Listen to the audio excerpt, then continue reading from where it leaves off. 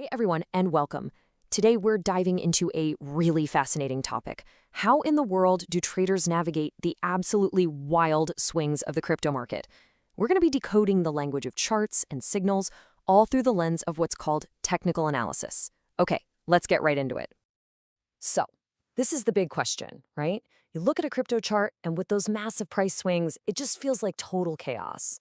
But what if there are patterns hidden in there? What if the way the market behaved yesterday could actually give us some solid clues about what it might do tomorrow?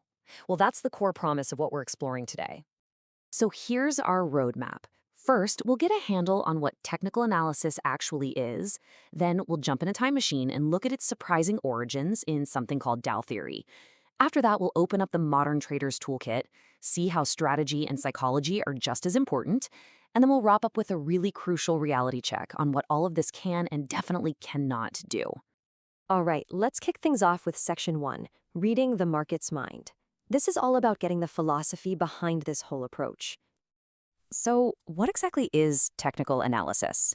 Honestly, the best way to think about it is like being a market detective.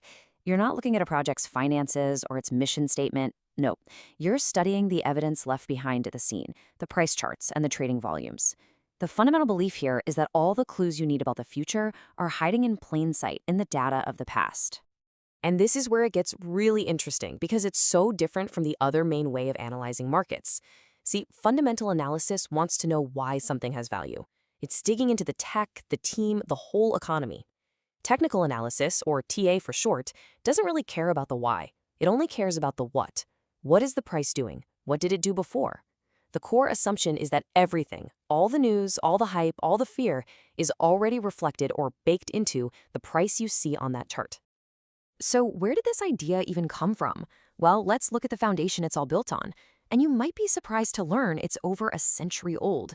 This is not some new crypto invention. Its roots go way, way back.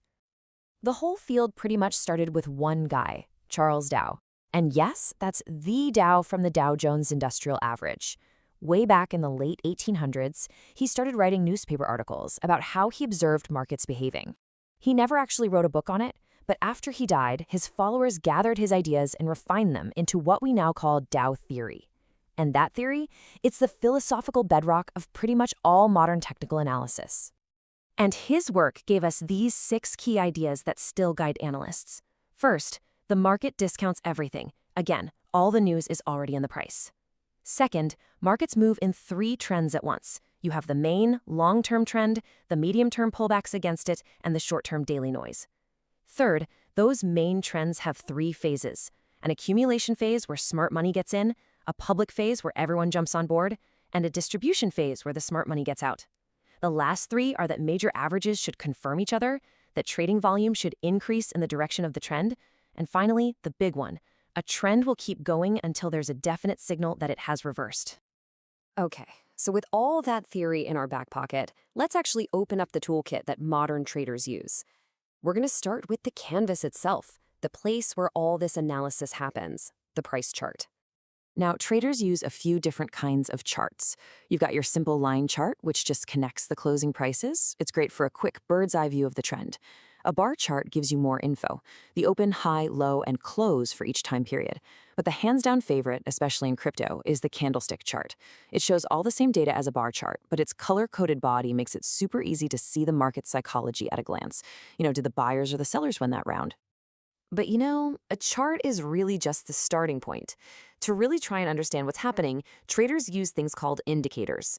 Don't let the name scare you. They're basically just mathematical formulas that take all that price and volume data and turn it into visual clues about things like momentum, volatility, or trend strength. Let's look at a couple of the most popular ones.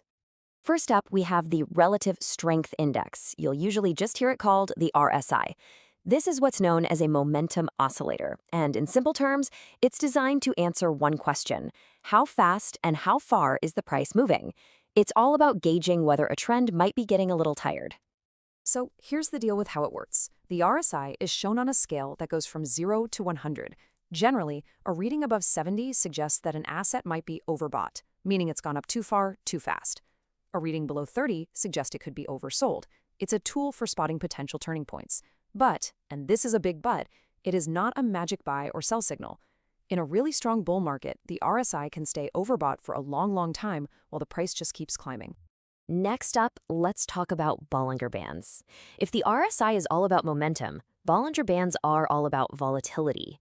What they do is create this dynamic channel that expands and contracts around the price, giving you a really clear visual of just how wild or how calm the market is. And reading them is pretty intuitive. When the market gets really volatile and prices are swinging, the bands get wider. When things are calm, they contract or squeeze. And that squeeze is often seen as the calm before a potential storm, a sign a big move could be coming. And just like with the RSI, while the price hitting the upper or lower bands can suggest an asset is overbought or oversold, it's a classic mistake to just sell because the price touches that top band. In a strong trend, the price can just ride the band up and up. And finally, we have what is maybe the most fundamental indicator of them all, the moving average. A moving average does exactly what it sounds like. It just takes the average price of an asset over a set number of days, like say the last 50 days, and it plots it as a single, smooth line on your chart. Its whole job is to filter out all the crazy day-to-day noise so you can see the underlying direction of the trend more clearly. So, okay, we have our charts, we have our indicators, but just having a toolbox doesn't make you a professional, right? You need a plan. And that brings us to our fourth section, strategy and psychology. Because at the end of the day, these markets are driven by people. And this is the absolute, unvarnished truth of any market. All those patterns, all those signals that we see on the charts, in a way, they're just pictures of mass human psychology. That crazy buying that sends the RSI into overbought territory, that's greed. That panic selling that pushes it into oversold, that's fear. A great technical analyst understands that they're not just reading a chart, they're reading the collective emotional state of the market. And this is exactly why just chasing a signal from a single indicator is not a strategy. A real, durable strategy has to be holistic. It always starts with risk management, knowing exactly how much you're willing to lose on a trade and using something like a stop-loss order to make sure that's all you lose. It involves diversification, and, a lot of the most successful traders actually combine both schools of thought.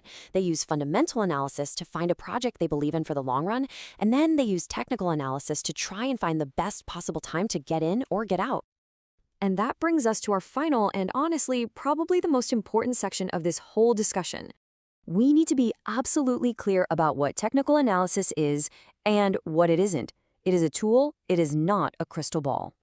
For all of its potential, you have to understand that technical analysis has serious limitations. Indicators give you false signals all the time. An asset can stay overbought for weeks in a bull run. It's also incredibly subjective.